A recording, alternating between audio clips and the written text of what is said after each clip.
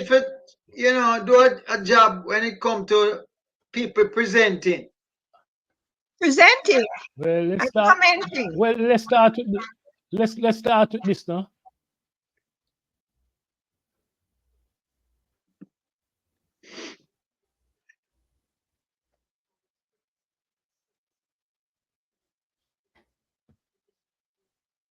Where you get that?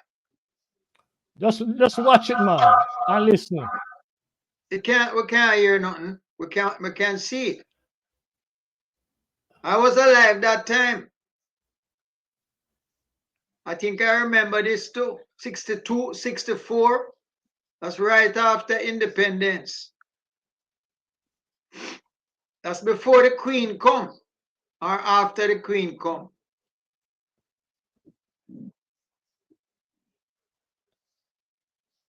Not hearing no sound, Mikey. You not hearing Yeah. no sound? No, No. we want to hear the bongo.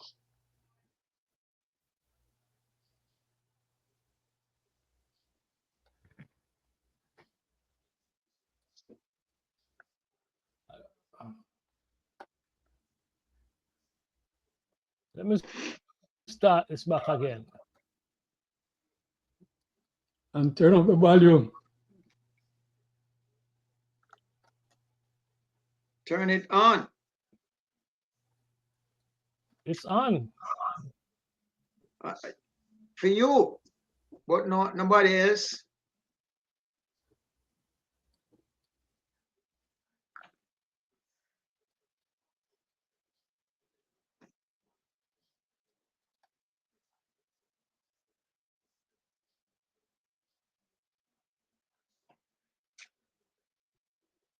Are you hearing it now? No, No. nothing no change. Well, I don't know what's going on, bro. So let me get out of this. Let me get out of that. It seems like I need to download it. However, let me say good evening, one and all. Good evening, brother John. Good evening, Lass. Good evening, Empress Maxine, and good evening, listeners. Today, I got a text message that the PMP is leading the JLP by 9%, and seems like everybody is excited. So that's one good thing in the news. Another good thing since we last met was the celebration, the heritage celebration in Jamaica, where Beanie Man and Bounty Man receive national awards. And when I look at the ceremony, that experience, there's nothing about Rasta movement, nothing, no celebration. So I ask myself, why? Why is it that a movement that started in West Kingston, now a global phenomenon, it is not a movement that is celebrated in Jamaica at a time when we are celebrating the Jamaican heritage? I tried to figure out what is going on, and I couldn't come up with an answer other than to say that the political class in Jamaica definitely don't want Rasta to be central part of development in Jamaica. And I say that because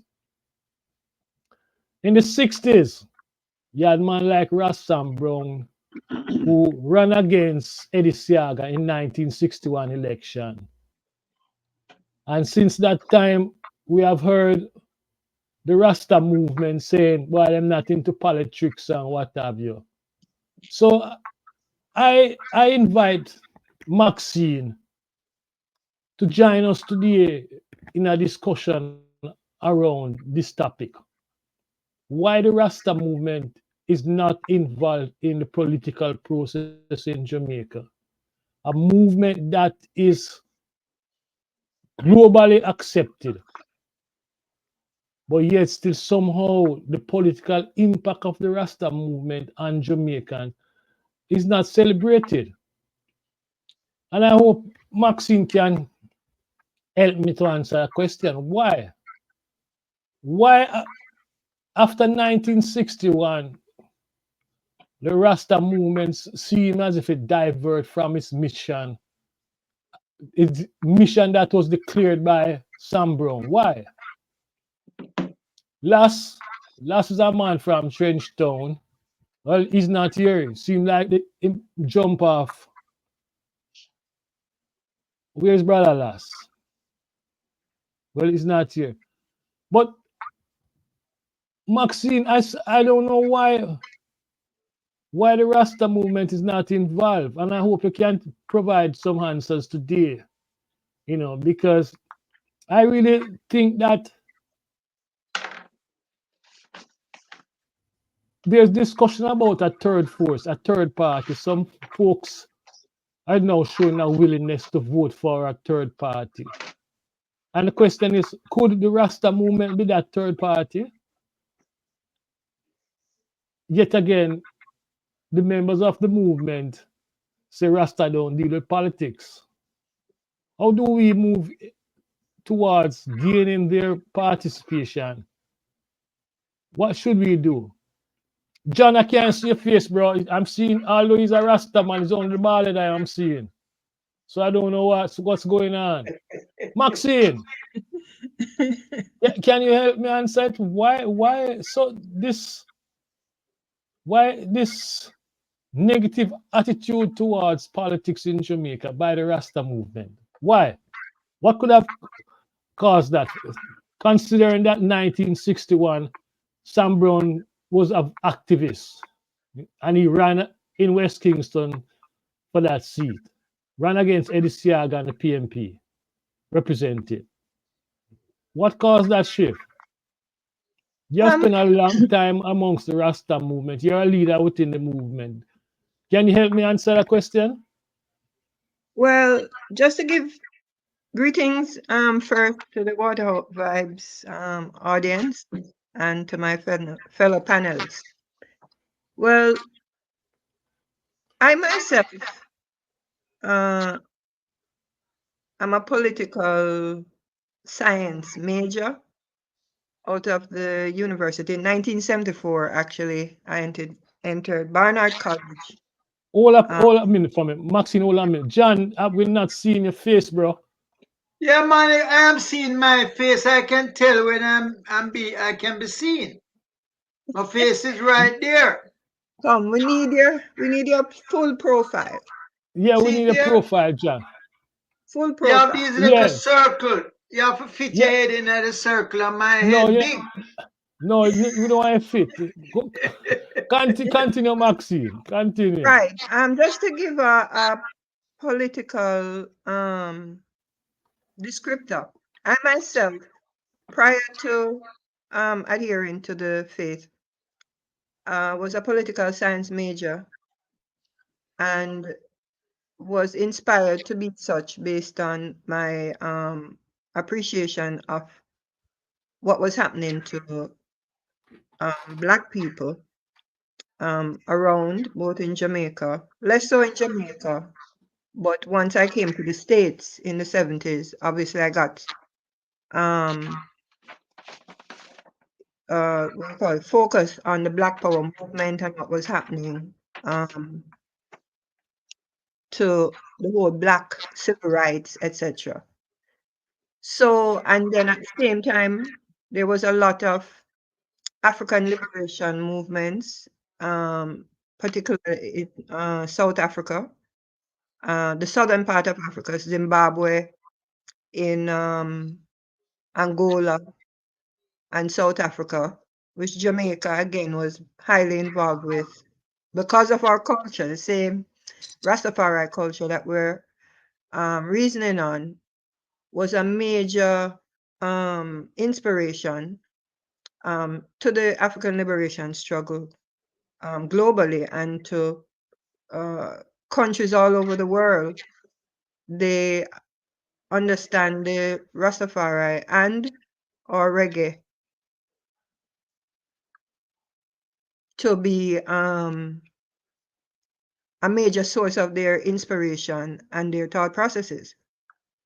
So it's always a quandary about Jamaica because the movement started, um, I would have to say, with the works of the Honorable Marcus Garvey and his national and international platform that he developed under the UNIA. Obviously inspired, he's a Jamaican who traveled abroad, was able to heavily influence the society of America and Central America as well, where his platform, was very effective in a lot of these countries in terms of African descendants clamoring for their rights in different societies. He was deported out of America because of the contestation there, came into Jamaica about 1927, and may have started the first political party um, in Jamaica in terms of him now moving to that the black people of Jamaica should be in charge of their governance, knowing that most of the power rests with the colonial government and the elites, economic elites in Jamaica. There was this clamoring for political power and representation. In step to 1932, also coming out of Harlem, both of these men came out of Harlem and what was going on in and around Harlem and the Harlem Renaissance and just the whole energy of the period. And Leonard Howell himself was also deported, 1932, coming out of Harlem and brought the whole reality of the coronation of His Imperial Majesty in Ethiopia and what that effect had on Black populations globally, especially Harlem. If one's understand the history of Harlem, the first Abyssinian Ethiopian church that praised Ethiopia, or what they call Ethiopianism, was founded in Harlem in 1808.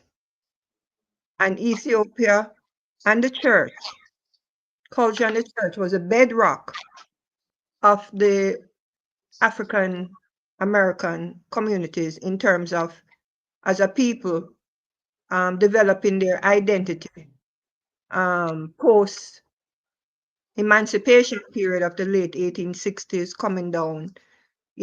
As you are emancipated from slavery, you are ought to be developing your identity for self-governance, self-rule, and for many, the return to Africa, because if you were brought over under a slave system and you are now made free, then a major part of your choice would be to return home to where you have been taken from and where you have your identifiers and culture.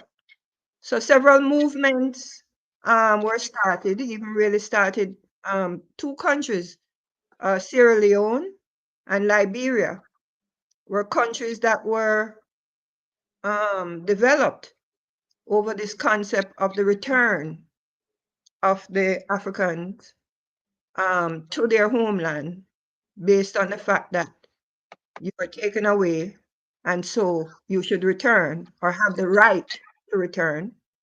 And those who stayed or had to stay should have the right of compensation, because I guess the whole emancipation negotiation was to pay the slave owners the right, the economics that they would have lost in the loss of slave labor. I don't know the full mechanics of it, but there was this concept that they needed to be paid because this whole thing was a business. It wasn't simply a morality racial scenario, though it was infused by that. It was business. So the business of the slaves now being recompensed or given their right to return home was the substance of Marcus Garvey and others that were instrumental in the setting up of the two states in Africa, Sierra Leone and Liberia. That project, there was contestation actually in America because the Black Americans were more, especially in Harlem, they were more tuned to Ethiopia, right? Like I said, from 1808 and within the Black Church, Ethiopia was the frame of reference for Black people gaining their identity and power away from the white Christian churches that had been the basis of their enslavement. And it was actually Psalm 68 that was used by the whole emancipation movement to identify Black people as human beings and not as chattel property to be traded. So Marcus Garvey, he developed a concept more closely aligned with Liberia. And when that failed, it failed within the context of His Imperial Majesty being crowned Emperor King of Ethiopia. And so the energy moved forward now to Ethiopia and his coronation, because biblically and prophetically, the Black people were looking for the rise of a king that was foretold. And all of the history surrounding His Imperial Majesty fit into that expectation. And so the failure of Liberia and the expectation of Ethiopia in the consciousness and the coronation of the king, emperor, it was Leonard Howell on his deportation into Jamaica that aligned with Garvey, who since 1927 was focused on how to now build himself out of Jamaica, coming from the international platform that he had, and developed the political party system. In him developing the political party system, the mulatto personalities of Jamaica, represented by Norman and Alexander, not Norman, yeah, Bustamante. Bustamante, there was this pushback, obviously, for a Black majority country, 99.9% Black. There was a fear that this majority would be too much for the minority economic class that controlled 99% of the economy. So you have a 99% population with no economy and a less than 1% population with all the economy linked to obviously the mother country, colonial Britain. So there was a clamoring for independence, but an unwillingness for the Black majority to be empowered. So the Black majority instead emerged under the Rastafari culture that was now promoted by Leonard Howell in Jamaica. And he now said we need to replace the monarchy of Queen Elizabeth or Victoria at the time, potentially, with the monarchy of Ethiopia. And so it was the Garvey political black leadership of the country and the spiritual monarchical tradition now of the Black King, Emperor, and God to now be in charge of the Jamaican space.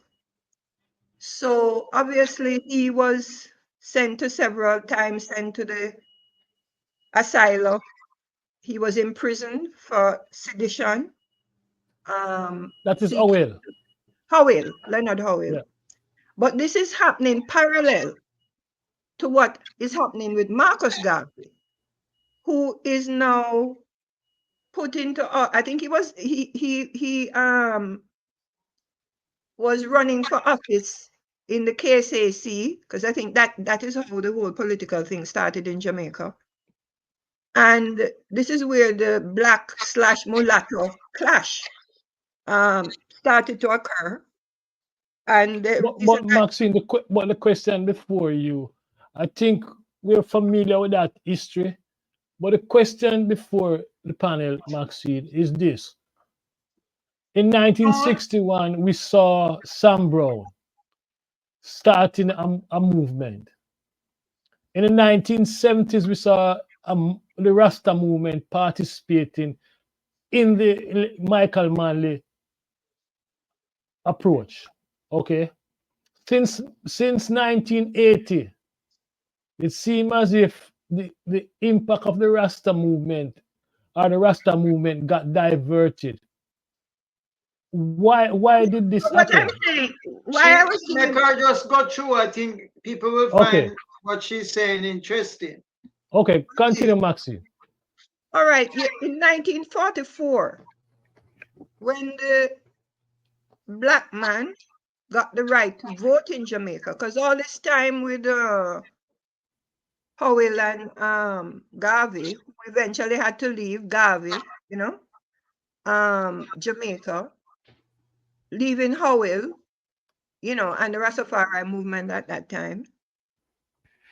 After the right to vote now, the Rastafari movement and the whole movement towards self-government and the forming of the political parties of the PNP and the JLP, then the Rastafari movement was focused on repatriation. And some majority of the leaders leading up to 61 were negotiating with the government, not the government, the making of the government, that the formation of independent Jamaica should involve their right of return to Ethiopia, Africa. And in fact, right around 1961, there was the mission to Africa sponsored by the government with leading Rastafari individuals and government officials who went to 5 countries, including Ethiopia, to negotiate this theory concept of repatriation. And I think at the same, that was Norman Manley's initiative. And if I'm not, I think that is when he lost. Are you talking about this? This is the report from that mission. From that mission, right? Yeah, this is the report.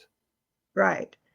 So there was a struggle within Jamaica at that time now, because I think that's when Bustamante won the election, and it changed the tenor of negotiations with the Rastafari community and Jamaica.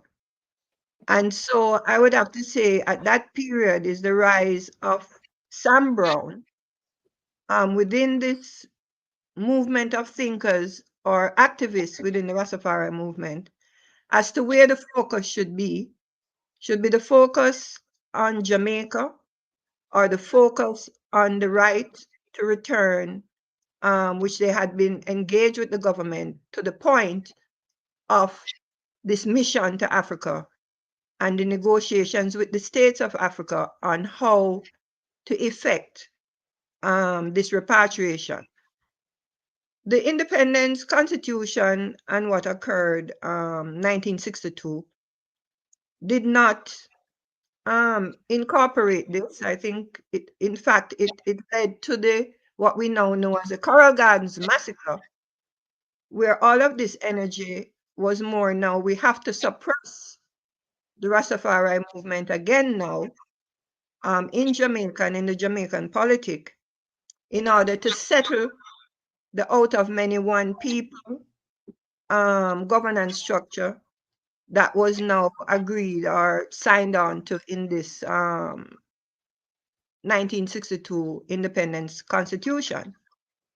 So I could appreciate the role now of activists like Sam Brown and several others through the years who have consistently sought political power in order to gain back the level of negotiation as to how the identity of not just the Black person in Jamaica, but how this right of return into Africa should occur, especially with Jamaica negotiating with Britain, Canada, and America for the migration of the Jamaican population. Because the migration of the Jamaican population was a major feature of the management of the Jamaican society. And so the Rastafari felt, well, if you're negotiating with these people, why wouldn't the negotiation with the African states also occur? So from my understanding, Rastafari individuals, because Rastafari is what they describe as a decentralized movement, meaning you have different leaders who promote their appreciation of the culture. And so I know you have people like Sam Brown is one. I think the Judah Coptic Church, Jaloid, was another major one. They have another personality out of downtown Kingston, Center Fox Church. They always fielded candidates. I think they still field candidates in the elections. And a person like Jaloid, he promoted that the Rastafari should actually have representatives in every parish of Jamaica and develop 63.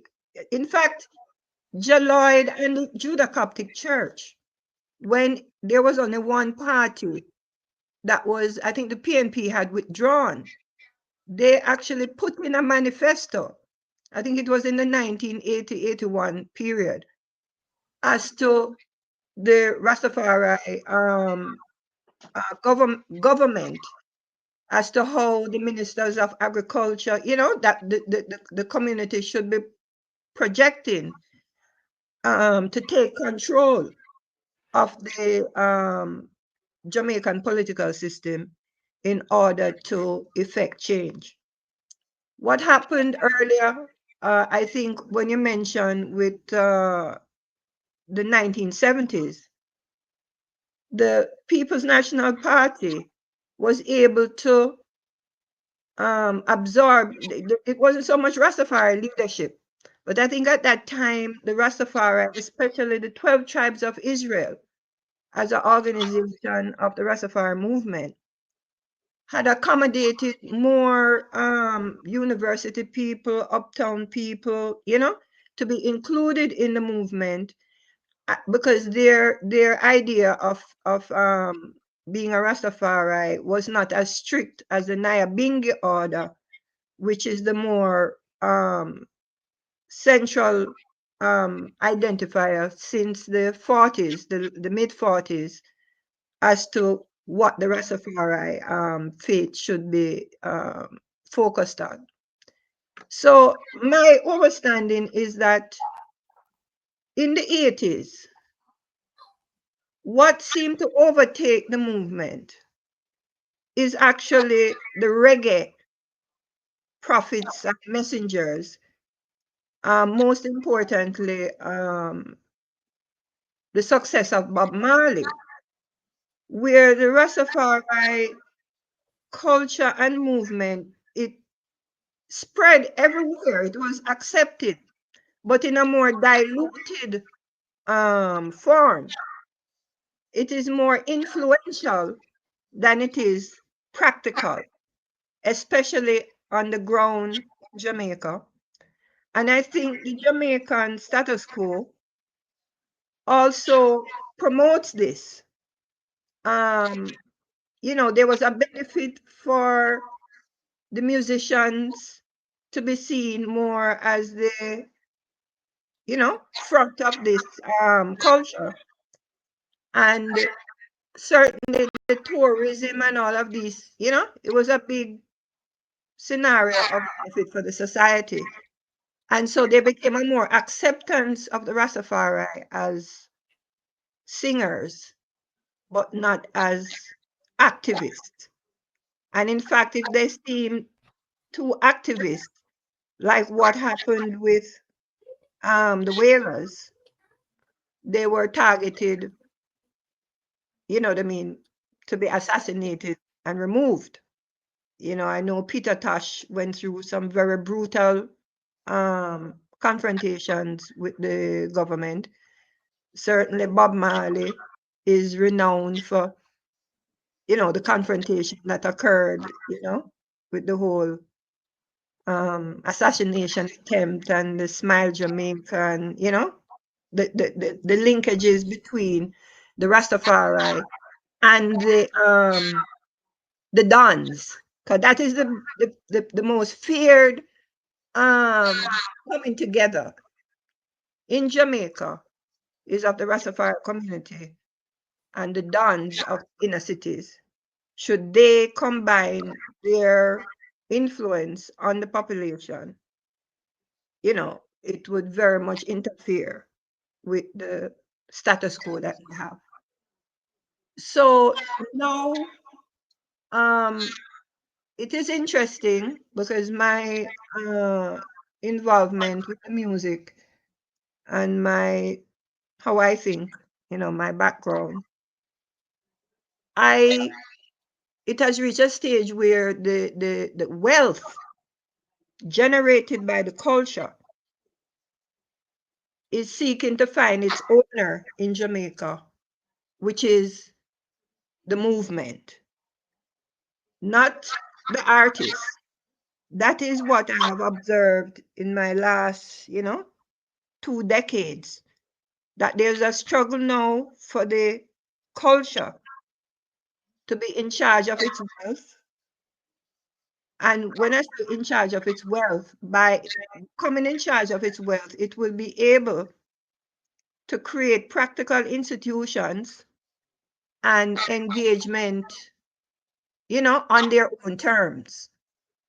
Right now, the culture has been, when you ask us where are the activists, they're there, but they're, it's the artist that is focused on, and it's the artist that has the money, and it's the artist who's the missionary, but there's no linkage to the church, to the community that you are singing about, merchandising yourself about, creating economies for companies, major companies, to sell your culture, festivals over the world, infinitum, Even the other day when the ganja industry was set up in Jamaica, that should have been a benefit to the Rastafari community. Instead, the biggest benefit went to California, right? Where the culture was promoted to the highest surrounding ganja grown and sold in California, while in Jamaica, the Rastafari don't even have the right or have not yet gotten the right to be in the commercial ganja business. So it's these type of nuances where you have a culture that is not linked to its economy, because any movement, whether you're a church or a spiritual movement, it's your members, it's your own self-contribution, your own cultural economy that supports you. So at this time, that cultural economy is not attached to the Rastafari movement, though you have artists like Bunny Wailer. He was a major philanthropist to the movement. And you have an artist now like Sizzla Kalonji, who is also a major practical contributor to the movement, meaning they go in and support the spaces, Bobo Hill, the Nyabingi centers, they assist the elders. They are not the norm. They are just artists that walk very closely to the culture and seek to, support it. So that's my analysis in terms of that the movement is there in Jamaica. I do see recently more of a maroon stepping up, mostly out of a compound with this brethren, Colonel Curry, and in fact, he has attracted many of the artists like Buju Banton, as his Praga Benz, Protege, who was it? Same Sizzler Kalonji. I heard that Popcorn was up at Moortown at their recent celebration. So it's interesting to me to observe that the Maroon community and the artists are now aligned, more so than even the artists with the Rastafari core. So that's for analysis. I'll open now to questions. Questions? Patrick, John, Points. welcome, Herb, welcome. Any question for Maxine? Any comments? What I have is just several comments, I guess. Not so much questions because first of all, thank you, Maxine, for an insightful analysis. But what I would want to say is that there's a lot of pieces that Maxine has laid out, but there's a whole lot more that could be said in terms of making the connections.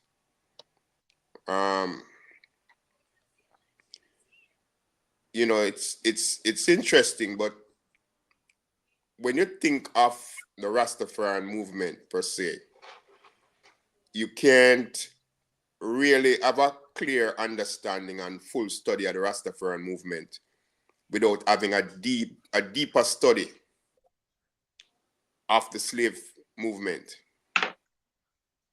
right? Or the slavery period, I should say, not the slave movement, but the slavery period. It wasn't really a movement. It was really a period of slavery. And it's a thing I would want to go further to say that while it has officially ended, it has not ended, because slavery, in fact, very much exists today, even amongst us. Right? But that's a different story for another time. in terms of the Rastafarian movement,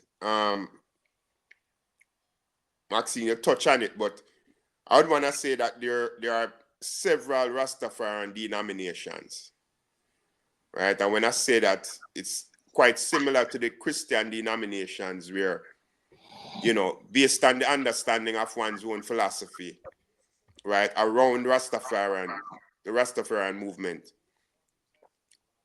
people form different ideas and then, find themselves forming different groups within the movement, right? And you did touch on that, but there's a lot more that could be said on that. In terms of the Ethiopian factor,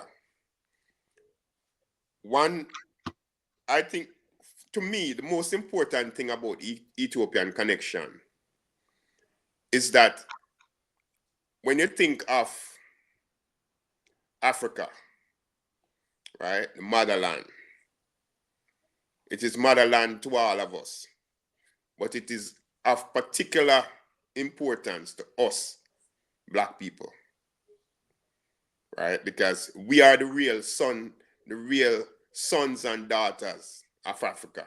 We have the closest connection. Everything else is a spin-off. And when you look at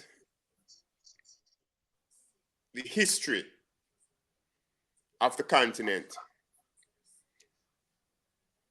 the most important point to be made is that right now, today, there are 54 countries that make up the continent. And of those 54 countries, only one has never been colonized. Never been colonized. And it's Ethiopia. Right? All the other countries have been colonized at some point in time.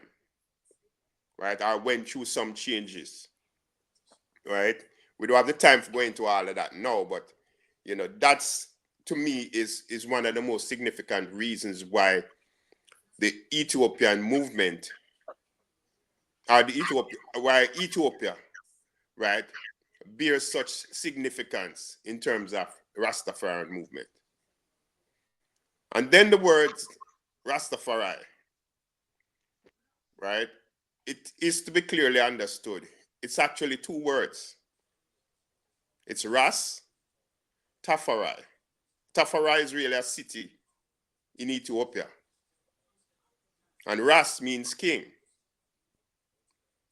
right? As a young king, that was one of Selassie's first responsibility, to be Duke of Tafari. And that's where that title came from, right? So Rastafari means Duke of Tafari. And the other point I want to make as far as the significance of Ethiopia is concerned is two significant things.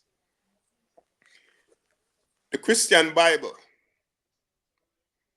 that a lot of people clamor around, right? And use for the most part as their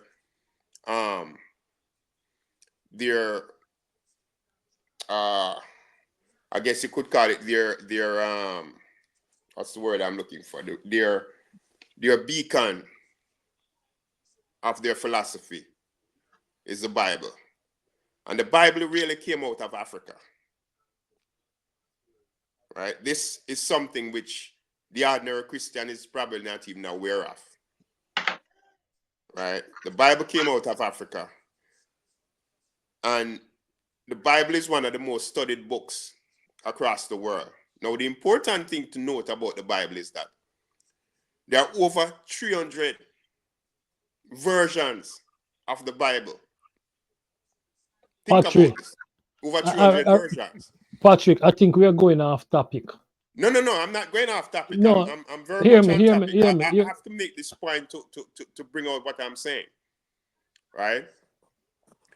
The other Bible of note is the Ethiopian Bible. Right? All of these things bear major significance to the development of the Rastafari movement and to understand what Rastafari is all about, right? But So, the question is why aren't are the brethren and sisters more active in politics of Jamaica? That's the question. no, well, I wasn't aware of the question. Okay, And I that's the came in and question. I never heard the question. But I'm just responding based on what Maxine laid out. Okay, okay. You know, John, so I was just trying to make some of the connections that I saw. But okay. you know, that's it for the most part. John, can you answer that question? Why the movement after 1961 with Sam Brown? Why the movement? I would say since the GLP came to office in 1980, it's like they divert the movement, push yellow man sort of music. Could that be the reason where the official don't sort of undermine the movement by doing things, forcing yellow man on us, changing the music.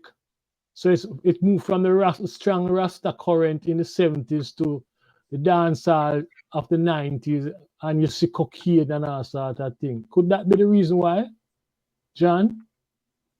Well, I'm not an authority in this. I I can only go on memory to some extent as a youth, as well as word of mouth from friend and people. But I have some issue, the biggest factor in my opinion, which could have been more strongly um, addressed, is the police brutality. I mean, the one thing I remember as a youth about Rasta is that there was perpetual hostility um, by the police force, running down, burning ganja, running down anybody who smoke herb, and running down and what you call it, trimming man locks, and of course many Rasta go prison. So it was not a calm. The breakup of Rasta was not a calm event. I can't answer, at what point Rasta turned away, but when I was a youth, the lyrics was Rasta don't business with no CIA. So there was even before that, there was a kind of traditional non-involvement. And that non-involvement come from lyrics. It's predominantly forced by the state, which in those days would have been a colonial state. It was like in the birth of Jamaica.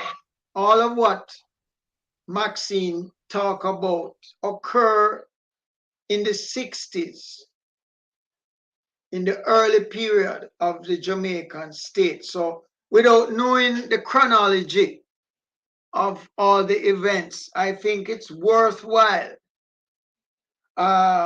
giving consideration to the police brutality. The anti-Rasta,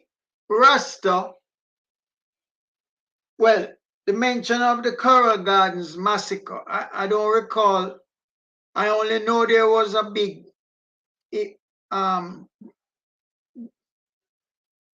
what's the word I want?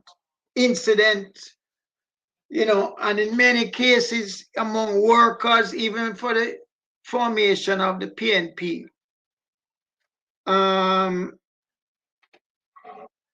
And of the right to vote in Jamaica.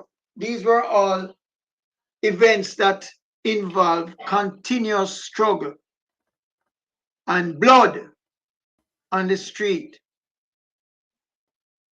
So this aspect of it, I think, cannot be understated. I really believe that the core of the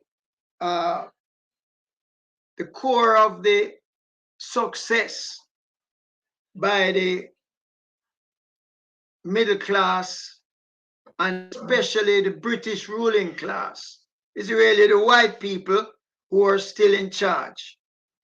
Even after independence, they run the country. The economy was run by them. Was based on force. And then the ideology.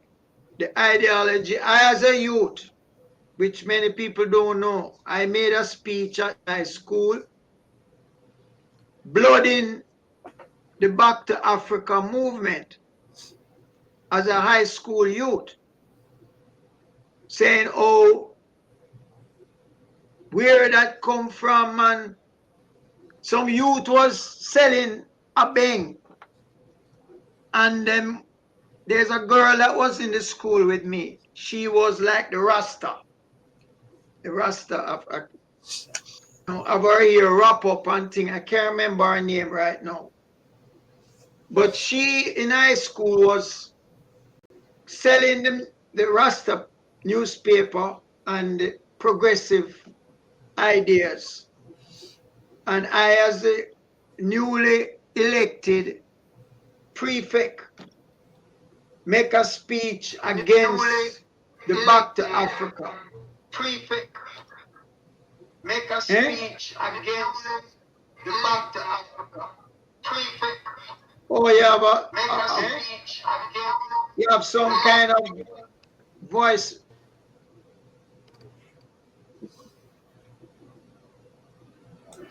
There is some kind Continue, of John. feedback. Continue, John. Continue. Yeah, so all I'm saying is, even among the youth, first of all, remember there was a long time you couldn't come to school with locks. And so the point I'm making is that there were the deprivation of education to Rasta, because Rasta, for Rasta to come to quote unquote good school, they had to trim them locks, of a bald head, no locks, etc. The society set down certain rules to ban Rasta from mainstream education. So these are just some of the things that I remember. I don't know if there are any books, because this is not an area I'm proficient in, but I really feel more thought needs to be given. The Coral Gardens massacre, what really caused it, what occurred out of it, and generally the focus of police in that period was against Rasta, against black, against herbs, burning, licking, killing, and locking up. That was the primary role of police in that period, not criminal. Well, those people were criminal in that period. If you go back and look on the reason why arrests were being made, you're going to see that the bulk of them had to do with focus on Rasta belief, Rasta practice, and so on. So I think that is a very powerful thing. The other thing, something that explained the different branches, I only remember Nyabingi, I remember 12th tribe, and there's a group from St. Thomas that them wear some long locks. I forget that group, but there were many groups Some of them more powerful than others, are certainly more numerous.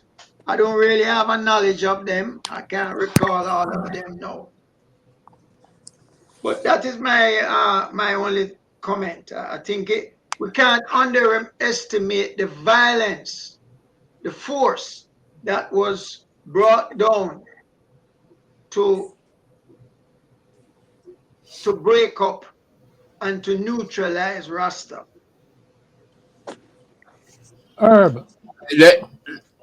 I should interject here with you talking about the Rastafarian movement and the diversity within the Rastafarian tradition. Different denominations are called houses or mansions of Rastafari.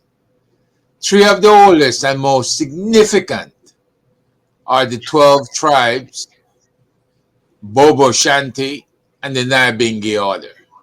That sound like AI bridge you're reading from. No, this is actually a knowledge re-online from the UK Okay. from research that's done. All right. Okay. The 12 tribes call themselves the real Jews or Israelites and trace their descent to the 12 sons of Jacob. There are 12 denominations within the 12 tribes, each named after one of the sons of Jacob. Membership of each tribe depending on one's month of birth. They are more open to give their role to women than some of the other mansions. Okay, Bob Marley was a member of the tribe of Joseph. The Nyabingi order, also known as the Nyabingi House, takes its name from the East African resistance as spirit possession cult of the King Jah people against colonialism, which in turn was named after a famous queen of Kija. The spirit of Nyabingi was female and championed the cause of the oppressed and exploited. The Nyabingi order was previously called Young Black Faith. It emerged in the late 1940s, founded by Arthur and Panhandle. See, I didn't even know that the Rastafarianism went back to the 1940s. I thought it was later than that. It was young Blackfeet who started wearing their hair in dreadlocks.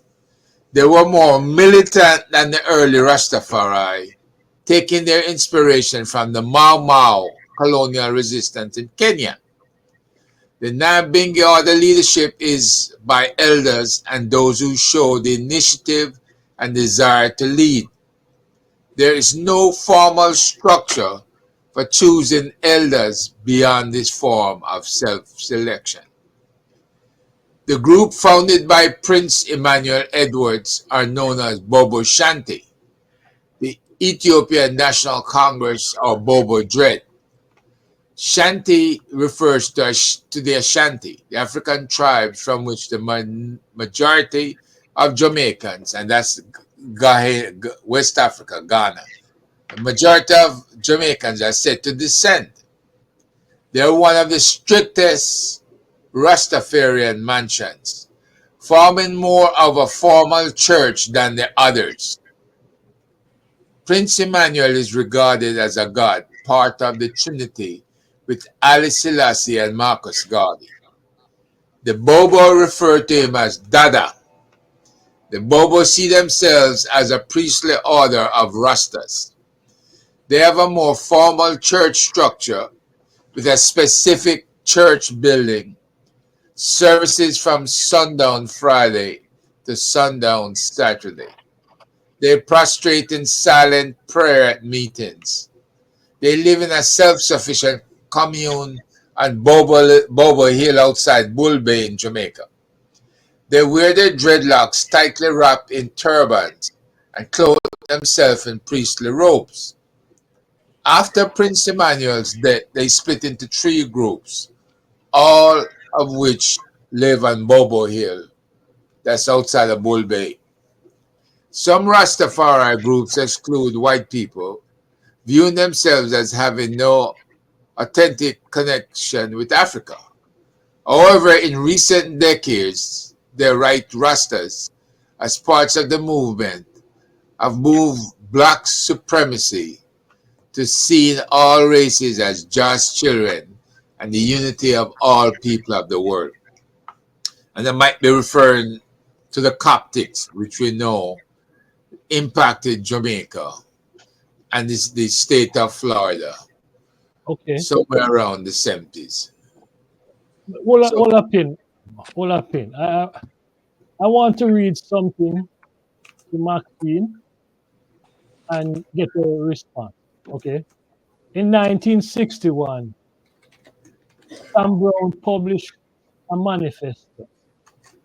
Item number 10 on that manifesto read as follows: Thou shalt give no thoughts to the aid, titles, and possession that the enemy in his fear may seek to bestow on you. Resolution to your purpose is the love of Rastafari. See, we just have the heritage celebration, and over the years we have seen a number of brethren who proclaim Rasta accepting honors and awards and titles from government. Would that be part of the reason why the movement is not effective? Because a number of the brethren and the sisters sold out to the system and people to the contradiction. Yes. Well, like I said, it falls into the framework of what I described as the reggae. Uh, uh, Boniwela accept the OM and others OM from the state. that's what I'm saying. As a practitioner, Okay, right? You're both a Rastafari, but you're also an artist, right? okay, Your message is the gospel of the culture. And yes, the government does use tactics to co-opt the movement. They have, once they couldn't stamp out the movement, all of their agenda is to find platforms to which they co-opt the movement. I think last year, like putting Bob Marley as the head of the Rasta movement. well, Stephen Kawanta, but he's the head of the Rasta reggae movement. He's not the head of the Okay, Rasta movement. But okay, then they merge the reggae ascendancy as if it is like you are the messenger, but the church, the faith that you're the messenger of is being suppressed. In the meantime, you who are the messenger, they want to make you a national hero in the context of depriving your community of all its economic rights, right? okay, So the issue, even for the government now to sign a memorandum of understanding with the Ethiopian Crown Council, that is the representative of the monarchy. but what the government have to do with the Rasta affairs? I'm telling you, what they have to do with it is it is their duty to co-opt it and to bring it under the out of many one people.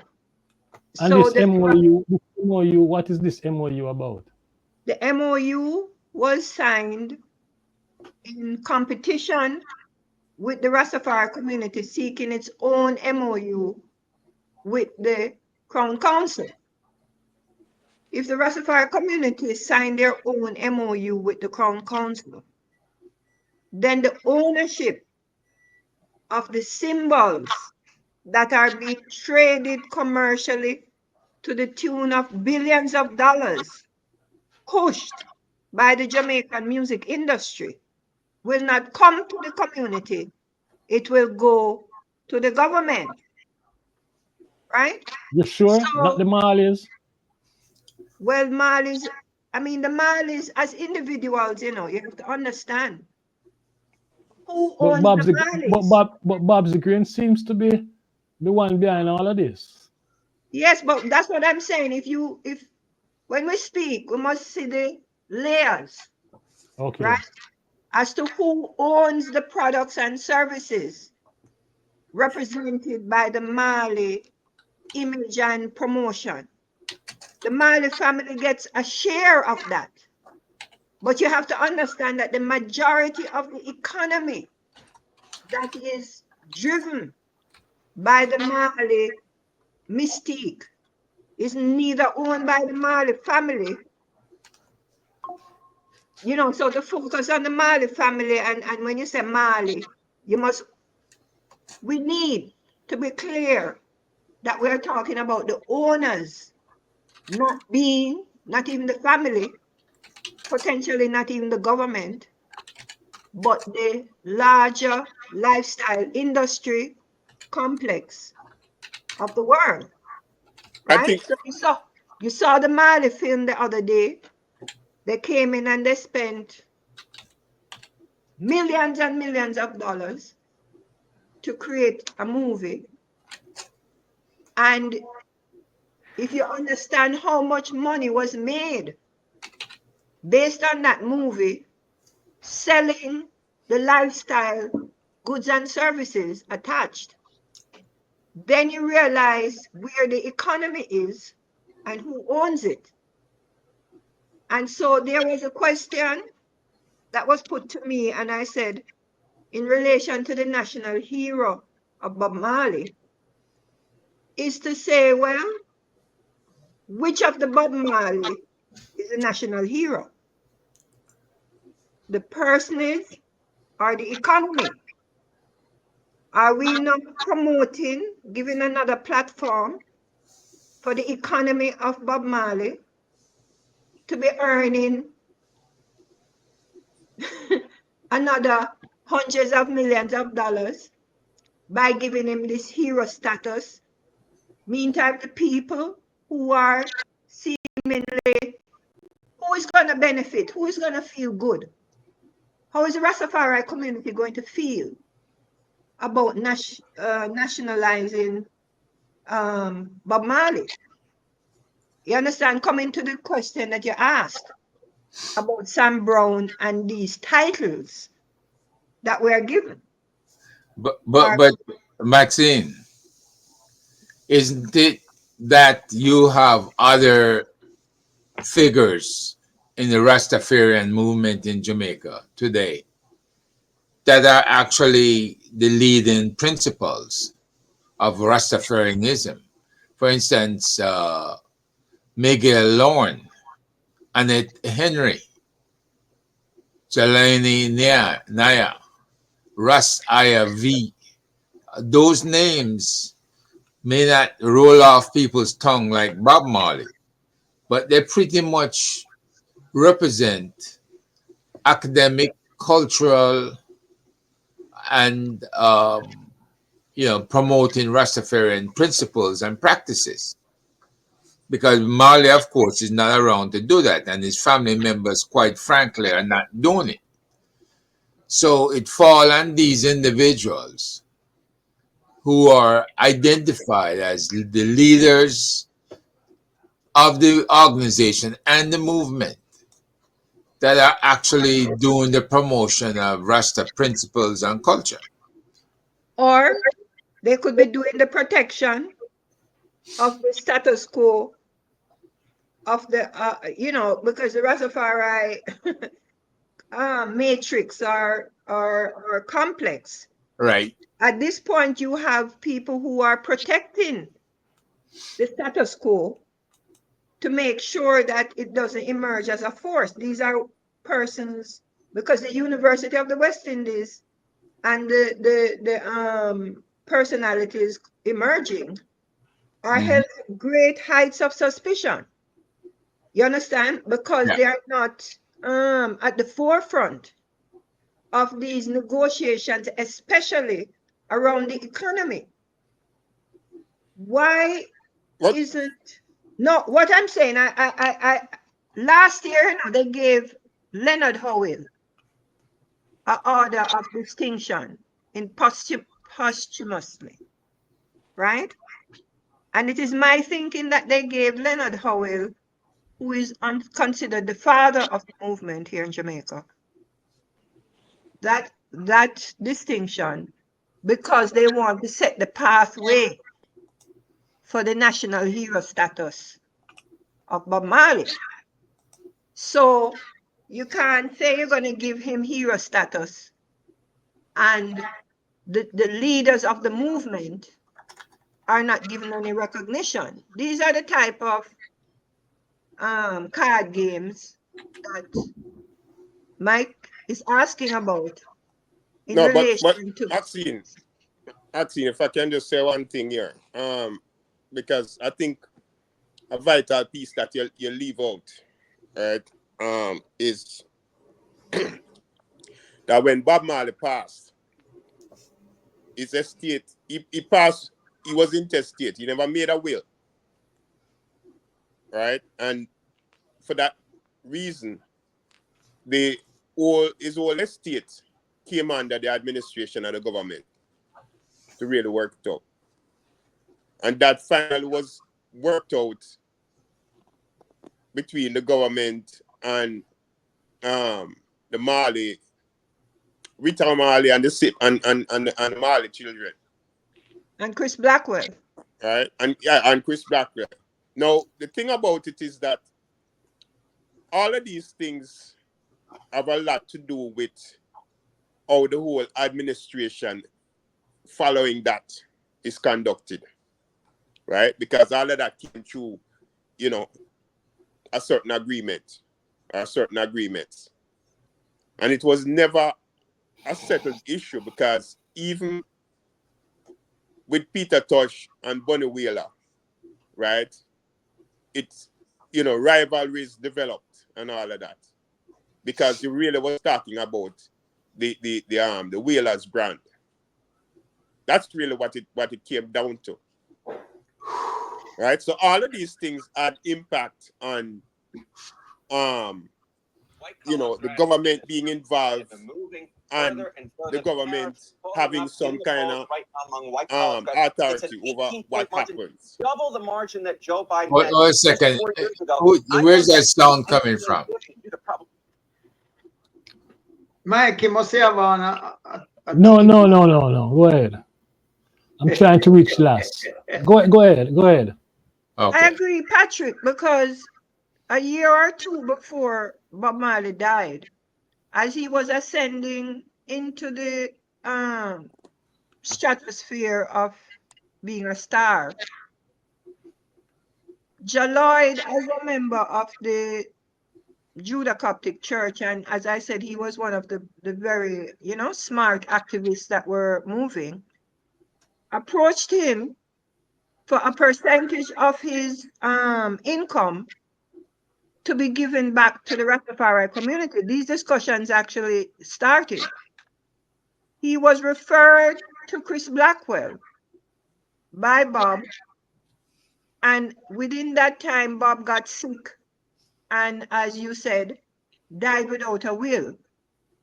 And so, him dying without a will, there was no direction given by him to how, especially the culture, should benefit. Certainly, the estate law would give benefit to his wife and children. But what about the benefit to the community, which, you understand, forms Well, a here's good percentage of his wealth? The same thing happened with Peter Tosh. Bunny Whaler left a will.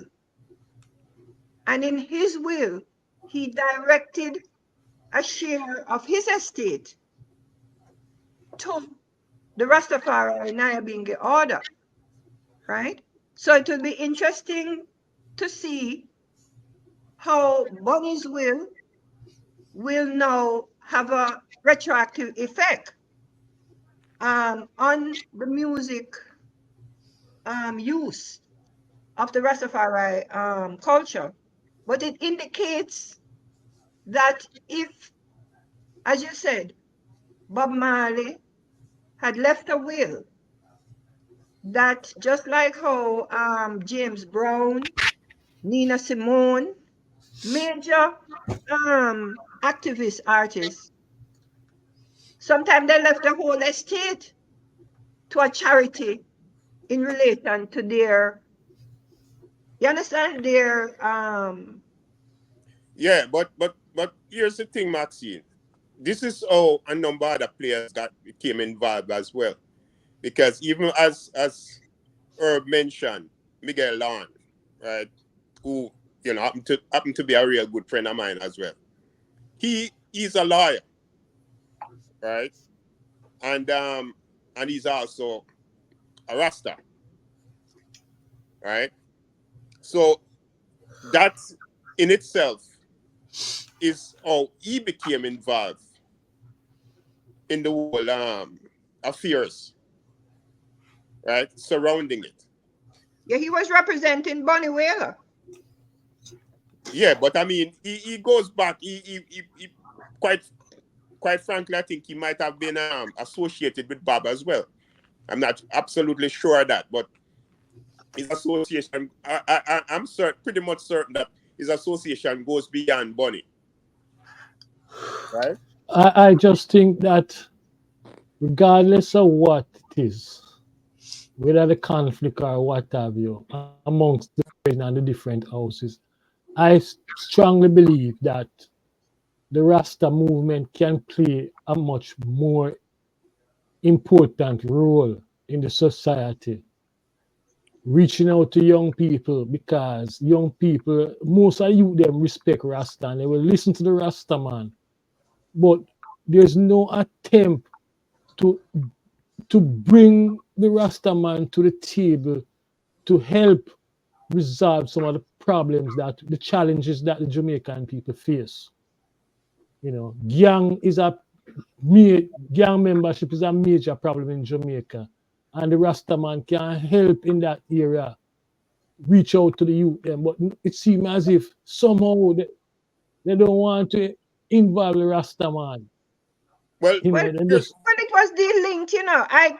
As you know, I grew up in the music industry. if And I grew up in the streets of the communities when ganja ruled, right? Ganja was the backbone of the music industry in the 80s, certainly the 70s into the 80s. It was the major investor were into cleaning up the use, you know, whatever they call money laundering or whatever it is.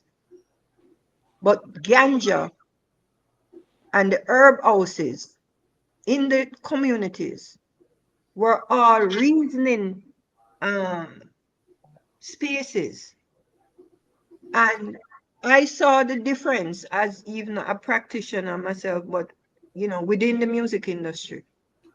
I saw the difference about going into studios, going into certain communities, and the difference when the cocaine and what people now consider the dancehall genre entered, and you couldn't go to certain spaces anymore, and the violence that took place, internal violence, because of how the cocaine interacted, not just by the person taking it, but the way that the trading of the cocaine affected relationships, who stole more, who you were trading it, but then you started using it.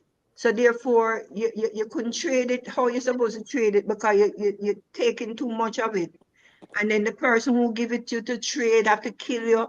I mean, people don't understand the level of destruction of the fabric of the inner cities.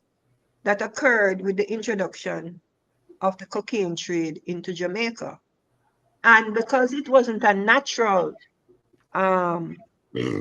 space, it was an invited space for the transshipment of Jamaica to become a logistical transshipment space And for Maxine, we see a lot of brethren with dreadlocks ending up going to prison for cocaine. yes. And they bring a lot of man with dreadlocks, bring a lot of cocaine, come inoculate the communities. You understand? Last, Because I'm sorry in terms of your situation. You see, we I know you the man have something to say. So Maxine, can we allow him to just say comment please, on what he heard so far?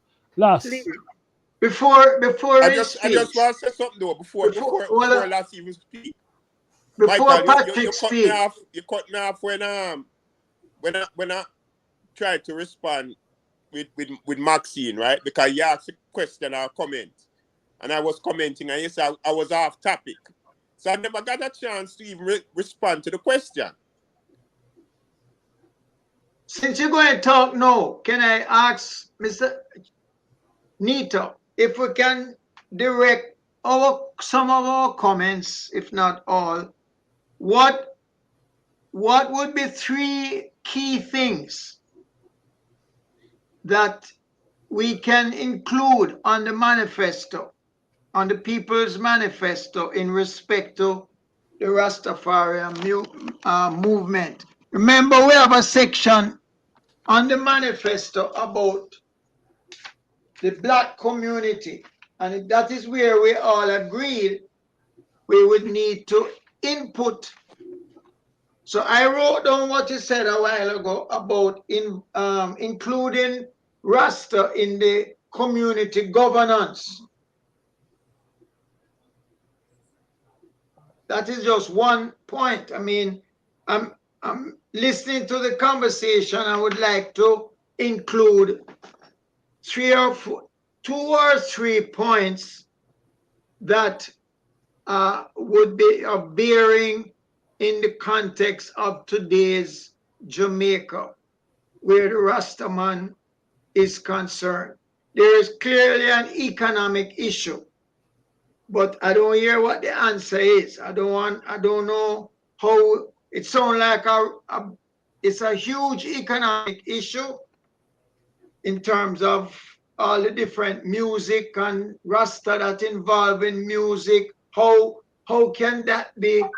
How does that get streamed into community development or even into control by the community? You know, I don't have an answer, and I'm trying to listen to try and make a note of some of these things. So I'm posing the question that since those of Max, us who are speaking can give an answer or give some idea what they think is a good step that can be taken to address the issues that we are talking about. Maxine, I want to come back to you, but let Patrick answer this. Go ahead, Patrick. Yeah. To the question, right? You pose, and before I even start, if you can just repeat the question again. Why the Rasta movement is not active in the political life of the country? Okay. My response to that is that the Rastafarian movement, whether as a movement or as individuals, have always been a part of the political fabric in Jamaica. And that is for the reason that Rastafarianism was actually one of the biggest targets, right, by the establishment, by the government, by the colonialists, because the Rasta movement was birthed out of the exploitation, right? Rasta represent resistance. So the Rastas have always been vocal when it comes to that. If you notice, all of the people who mentioned associated with Rasta and the Rastafarian movement have been prominent people who speak on behalf of the people. Right? Now, in terms of the organizational structure, right, that is where we fall short. Because all of this has to do with the whole dynamics of having a strong resistance movement, organized resistance movement under a colonial ruling. That is something which seems almost impossible, right? Not that it is, but it seems that way. Because, as I said, Rasta as can be counted among the most oppressed in Jamaica. As John mentioned earlier, right? The imprisonment of Rastafarians, right? Just for practicing their beliefs, right? And even with that imprisonment would come things like trimming them locks, all of these things. The same brother I mentioned, Miguel Lawn, right, underwent serious fight for prevent them from cutting him locks because they've imprisoned him, right? He was imprisoned, and them also, right, take away his law license. So Rasta represents resistance, has always represented resistance, even to this day. And Miguel Lawn still remain active, right? He is one of the most active voices now speaking out about reparations. Because this is not a forgotten subject. It is an unsettled one, and it has to be addressed. So that's my response to the question. Maxine, I interject while in you. Maxine, can you continue from where I interrupt you? If you can Well, in terms focus of on the my work, question, John, right? question that John raised, yeah. John, basically my involvement with the community was the intersection between the music and the community. Because I didn't realize in trying to navigate how Jamaica could benefit more from its music as a whole. That is when I was shown the issue starkly by the World Intellectual Property Organization that had been questioning Jamaica government representatives as to why this proliferation of the culture globally that was creating economies in countries all over the world, why Jamaica wasn't benefiting through intellectual property channels of use and commercialization of culture. And so it is through the music interrogation by myself, generally, that this issue was brought forward. And actually, I worked with the community organizations to develop alongside experts that were sent in by WIPO to set up NGO council surrounding intellectual property rights and the registration of a Rastafari trust fund between 2007 and 2009 to manage this issue. The biggest contestation, just like what we're discussing here in relation to the community receiving the benefits, the amount of intrigue that has surrounded this registration of an NGO and a Rastafari trust fund to formalize the give back that WIPO itself would be party to negotiations internationally with the music and lifestyle companies to this trust fund is a PhD in what we are discussing here today as to how the attempt to divert this institution negotiation to occur that was more so highlighted when the ganja industry came into being in Jamaica, because here we were negotiating to make returns from the pre-existing music industry, meaning you're trying to claw back your rights and go into negotiations. But here now is a brand new industry that is going to be put on the books that for the first time is going to give the Rastafari community a legal identification in law, which is this so-called sacramental right that they were given in 2015. And when we indicated to the government that the intellectual property rights around the music should be proactively applied to the ganja, because the music and the ganja go together. The biggest right that the Rastafari community has in ganja is a cultural right. The Rastafari doesn't own land. The Rastafari don't own the trade. The Rastafari is not the big multi-billion-dollar illegal trade of ganja. Does not involve in any significant portion the Rastafari community.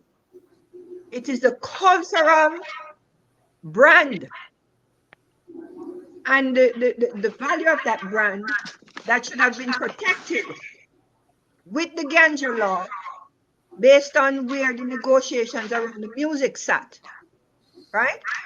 And when I saw how they tap dance and use Rastafari individuals with some, what do you call it? Carrot dangling, you understand? I saw the scope of what Sam Brown's treatise and how co-opted the Rastafari movement and a lot of its hierarchy is involved in self-suppressing of the movement, using these slogans to, centralize and organize, or Rasta no deal with Babylon, Rasta no need to register. And all these people who are saying these things, Rastafarians, they all have driver's license, bank account. I mean, it was like a show. You understand? To say, what is going on here? That wants to stop the Rastafari community from its economy that should have been guaranteed under the Ganja Act. So the infrastructure is there, and we are now actually at the United Nations making a complaint against the interference by the government and whoever it chooses to want to choose. Because the government, what it wants to do now is to choose who in the Rastafari community should be on the board of these entities. But Maxine, you're talking about economics. I'm talking about political power.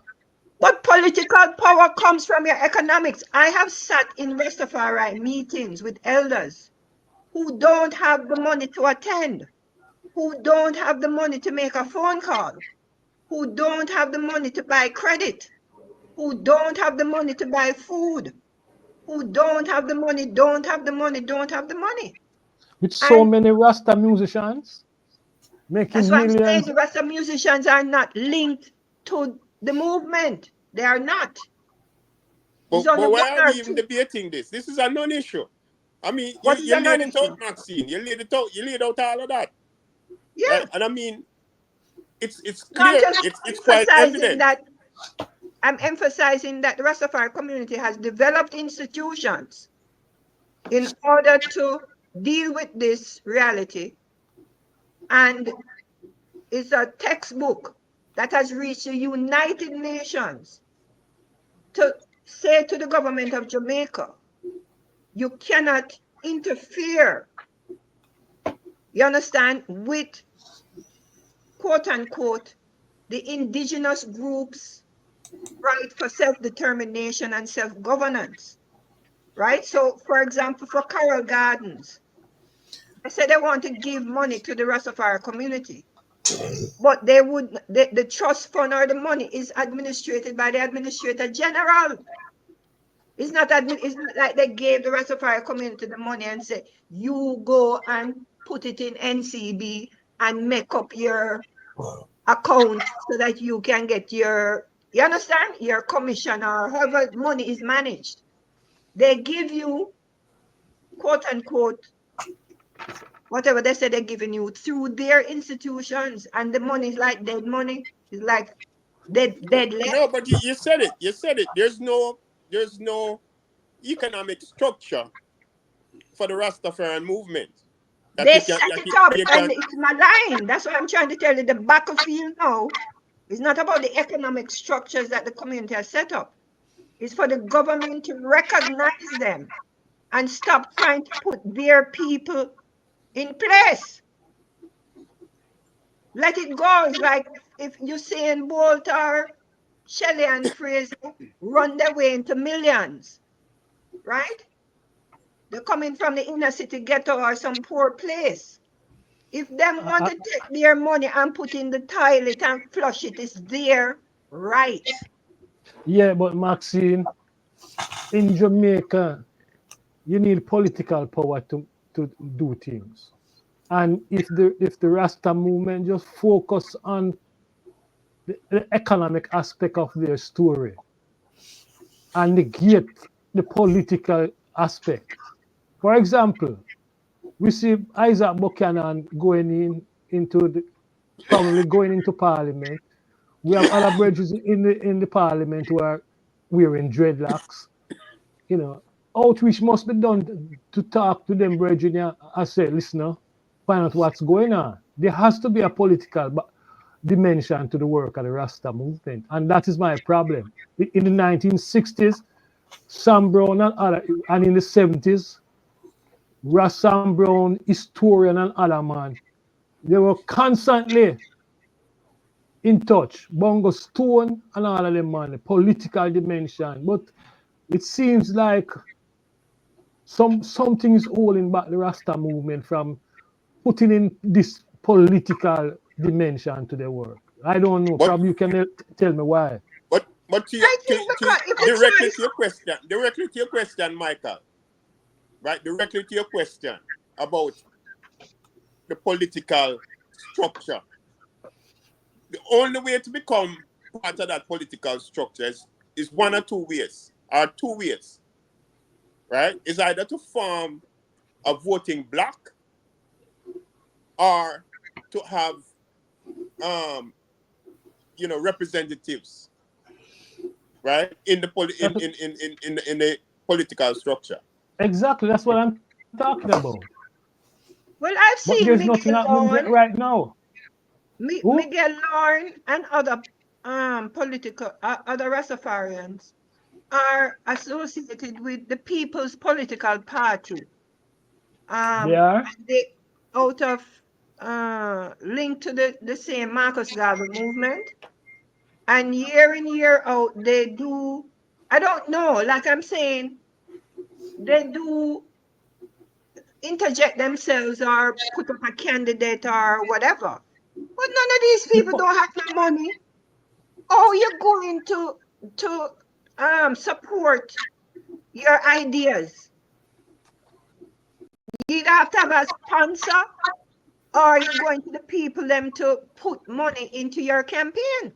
There's And this that's brother why in you I need don't Falmouth. economic understand structure. that how you could be political without economics. But there's But this that is brother why you in call the Falmouth. economic What's his structure, name? Maxine. Huh? That is why you The call the brother man in economic Falmouth. structure now. Gentlemen, it's only one. I'm really at a loss here because in the midst of this conversation, I'm trying to. It's clear to me what Maxine is saying. What I'm not clear on is what are the demands that's going to help get the movement out of the current paralysis, or whatever word we want to use. You know, that is where I'm not clear. I'm not clear on what is required. That is the Is question Michael is asking. Yeah, but what is the question? Michael is separating the money from the power, which is Exactly. you can't Exactly. do that. Yeah. That is not a fee. We live in a capitalist country. Exactly. Or you're going to run, even if you put your name out there, you have no newspaper without money. You have no You have canvassing. nothing without money, as Maxine said. You have nothing without money. So the question I am raising is how does how does how does the Rasta get money? Is it through some kind of community? I mean, I can write on paper a kind of what's the word? A nice thing that the Rasta must control its own destiny. But That don't but you mean answer, nothing. answering the question. You answering the question, John. You both pose the I think question I think and give the UNESCO, answer. right? There Right? are Because two. the answer is quite simply that there has to be economic structure in the Rastafarian movement. Or they are And facilitated. that gonna take organization. Of No, it course. don't. Let me tell you what it takes. It takes governance, as what John is That's saying. organization. No, listen what I'm saying. What the international researchers came and said, set up the trust. You don't need no organization. The reality is there that the Jamaica government, No. PIOJ, listen what I'm saying. Listen to her, no man. Set up the trust fund that was set up. Do your calculations in relation to the contribution of the Rastafari community to the wealth of Jamaica by the PIOJ. It is recognizable, right? The contribution, because you I use hear it what for you your... said, Maxine. I hear No, what no, you say listen what quite I'm clearly. saying though. Wait, no man, make you finish. Make you finish. Once that goes into the trust fund, the Rastafari community that has not organized itself for umpteen cycles will now organize itself around its wealth. So you, as the government of Jamaica, facilitate, especially globally, because this is a wealth that is in countries that takes government to government negotiations and trading. For example, a country like California that uses your culture, uses your music, have reggae group, have red, gold, and green everywhere. And they know that it comes from Jamaica, right? And Maxine. they know how to measure the economy and say this trade credit should come back to Jamaica where this thing originates from. In the You interest of facilitate. time, Maxine, in the interest of time, let me say this. All of what you're saying, you actually laid that out, right? Throughout the discussion. Right? You're not saying this for the first time. And I heard you. And I heard you quite clearly. The big mistake is to think that anyone is gonna dictate to the Rastafarian movement, right? How they need to be engaged. That's the big mistake, because history has always clearly shown that the dictate is where we fall short, right? That's where everything falls down, because we operating in a colonial structure. We cannot allow the colonialists to dictate, right, how Rasta must organize themselves, No, or but Rasta listen must past administrate that, them Patrick. affairs, or It's not about Rasta. Rasta must demonstrate, right, Let me what they tell you stand for. how mature this thing is now. It's not about Rasta, you know. This is a Well, global. No, that's the listen. whole point. That's the whole No, what point. I'm saying. No, listen what I'm saying.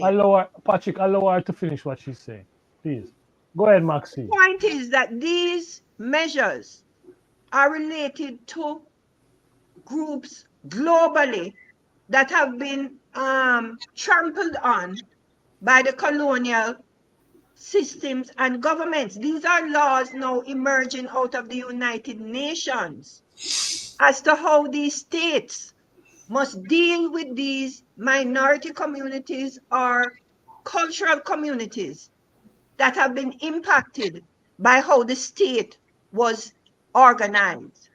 So whatever the Rastafari was battling with within the state all these years, it has now merged with international protocols because it is recognized globally that the states have infringed on the rights of the citizens. Because the states, you know what is the biggest movement of this? And what The is this biggest global movement umbrella? for this, What is the the global biggest umbrella? movement why this is occurring is because man needs the natural remedies and thought processes of the indigenous people. This is where this whole thing is coming from. Medicine, right? The use of the natural herbs and to create the multi-billion-dollar natural health medicine industry is what generated these laws, right?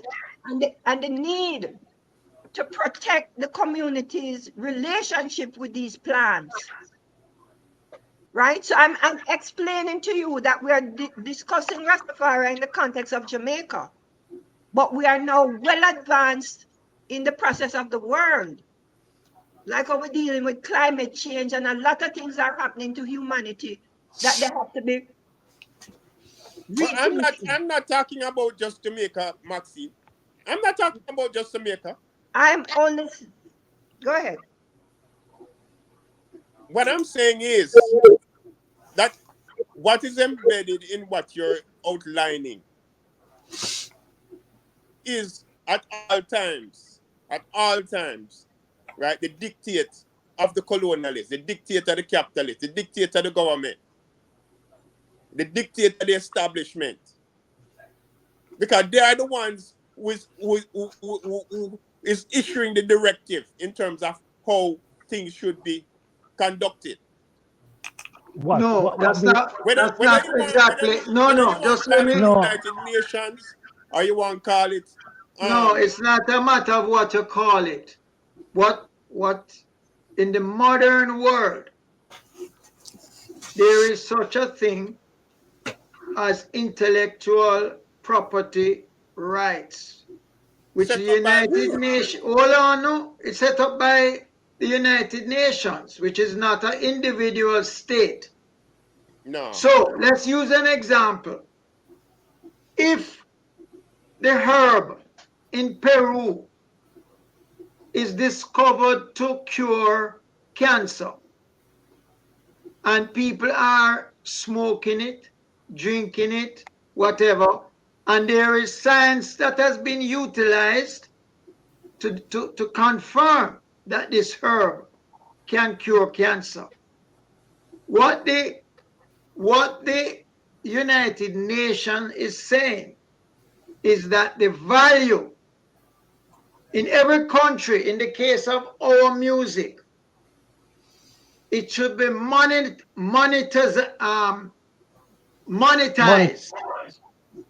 monetized, and you are able to monetize it by estimating the value throughout the world. Whether it's in California, look at Japan. Japan have a big thing with reggae music, long time. And them all go as far as to make reggae music. And them are places in Japan where reggae music But is who where. control all of that? In Japan is the Japanese people. What the United Nations is saying is that the Jamaican government, and this government ain't going to do it, nor the PNP.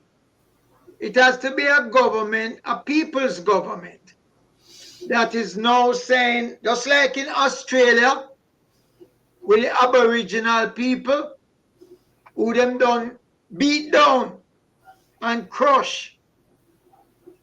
They have found out that there are certain things the Aboriginal people have contributed to general society. The United Nations is saying monetize the value of what these people have given to the society. So what I United understand, Nations don't make laws. no, it's not a law. It's not a law. It can't enforce Of it. course it's But not a they law. have. We know it's not a law. That's what I'm So what's saying. the point? The point that Maxine is making is that it is up to us as a people to give value to the contribution of Rasta. And the only way that that can be done is to monetize it and to say, okay, over here, the value is X. The only time you're going to get paid for it is if you monetize it and you claim it. The longer you take to claim it, the more people going dead off, and the value going go on, and other people going get the value. If you know how much value is being created by the curriculum of the study of the Rastafari community existence in Jamaica and how they have survived and everything that we're speaking about on this program, is not curriculum at universities that people have to pay, just like reggae studies unit or whatever at UA. And people have to pay for lecturers who have gotten their PhDs, you understand, to articulate what we are articulating here. So it's not just the reggae music that is available for monetization, but your very existence and culture that has been put in about 100 or 1,000 books that is now part of world curriculum for Jamaica, and this has been advocated for. But because of the lack of intellectual property rights, not just for Rasta, Jamaica, For Jamaican for music, the Jamaican everything. people, Right. you understand? They The have very been term you're using, Maxine, the very term I'm using is their term. Intellectual property rights is their term. It's a term who? which they coined, right, Who? for us to Who is use. the they? The same, the establishment, the capitalists, the politician, the Again, capitalists. Yeah, they so what? establish it to protect So what? they establish it to protect their ideas and get their value. And we are using their ideas or their laws for their protection to protect ourselves. That is where the leakage is. I And get that's that. what I we get have Hey, to that. Patrick, I stop. get that. Hey, if the Hold on, white hold, man hold, make, if let white me man make, are you going to say that if white man make clothes, you must walk naked because a white man make it? That's not what she's saying. John, don't get ridiculous. That's nobody is saying that. I'm saying to When you you keep using, you're asking whose term. Intellectual because the property rights fundamental is thing an that accepted, just like how Them It's can go in the Amazon and say that internationally accepted. The Amazon is what you call it? UNESCO, a UNESCO property, and you can't go there and dig up. But it still happens. No, that's not the point. The fact that the law, the fact that it's not being enforced is a function of existing governments. Let me just say this, guys. There's a certain degree of protectionism based on all these international intellectual property right laws, which Jamaica can make their own. The US certainly has, Canada, the UK. But when you have identification through music and culture, reggae music emerged in the 1960s, and it's a heartbeat of the Rastafarian movement. Then you have ital cuisines that emerge, natural and unprocessed food, and the way it's prepared. Then you have the hairstyle, dreadlock hairstyle, that is a whole bunch of people wearing it now, become stylish, right? Then you have the music. When you hear the Narbingi music and you hear traditional music incorporating elements of it, Guns N' Roses and the Police, all of these white bands that were dying off, and all of a sudden there's a resurgence. Why? Because they embrace the reggae music style, the Narbingi music style, up down to the hairstyle, they embrace it. But what Ian is saying, all of these things belong to Jamaica and to specifically the Rastafarian movement, and that they have not been able to capitalize on it in the past. And they're making sure that they are protected now and that they are able to capitalize on it today. In other words, there's a certain degree of protection, making it intellectual property. So, I mean, it is what it is. You can't change intellectual property rules.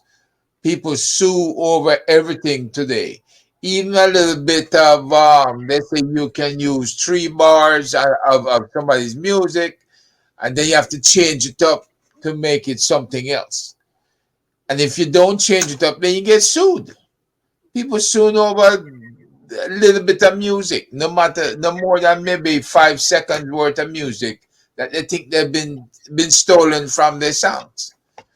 And so what must happen today is the Rastafarian movement must learn how to protect themselves. And when you think that there's something that has been stolen from you, then you sue over it. And you have the right to sue because it's recognized as a intellectual property. And that's Maxine, what gives you the right to sue, right? Maxine, And gentlemen, as the saying goes, I don't think. So Maxine, can you send me any documents you have on this thing? This W white name W WIPO, what? World Intellectual Property Organization. Okay. They're the ones who set up JIPO. And just to understand, JIPO was just set up in the 1990s. So you can imagine what was happening in Jamaica in relation to the protection of intellectual property. So what is JIPO? Jamaica Jamaica Intellectual Intellectual Property. Property Office. Yeah. Okay. Yeah. Maxine, I think we should continue this discussion next week and focus on this intellectual property right, because there seems to be some confusion around it. You've been working on this for some time and you can share your knowledge with the panel and the audience. Is that okay with you for next Sunday? Yes, that's Because good. I don't think we're just at this, let's touching the surface. We have done a deep dive. But the intellectual property rights thing is something I think worth a discussion. So Yes. especially as it is the new economy of AI and where Yes, the world is going. yes, We and don't, if we don't grab and understand that we're going back into the dark ages. Yeah, okay, you need to come with 4 things that is required to bring back ownership. yeah. So we can have that discussion next week. Next week, yes. Okay. That's right after election and or before election. Oh wow! So The big election may I talk about, not the little one. Listen. I want to thank you. Thank you Yeah, all for I can't this promise you I'll discussion. be here. Oh man, I have a T-shirt I'm wearing. All So right. listen. Well, Until next week, you guys walk good and remember, the listeners like and share. What those vibes. This, if you observe this, we are very different. We don't cuss. We just try to dig deep. Right, Herb? We deep dive. All right. So all right, bless up until everyone. next week Sunday, walk good and say hi to everyone you meet on the road. All All right, right. bless. One Yeah. love. Bless. One love. Hey, Yes, Mikey, I. I want Bless. to remind the group that Zara Burton's article hit today on the on what we were talking about, that ADMAT has not been identified as the beginning of the corruption for the prime minister, and Can you that post she, it in the group? yeah, I'm gonna Can you do that. post it? I'm Yes, gonna so we post. can look at that. All right? All right. send Okay. it in the email. Beg you. Yeah. Can't All see right. my phone small.